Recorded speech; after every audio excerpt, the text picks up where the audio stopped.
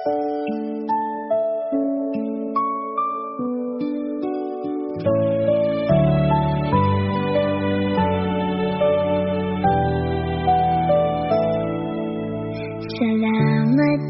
sa bagong umaga,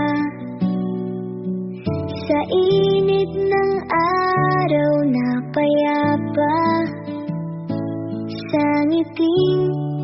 handog ng pamilya, at sa pag-ibig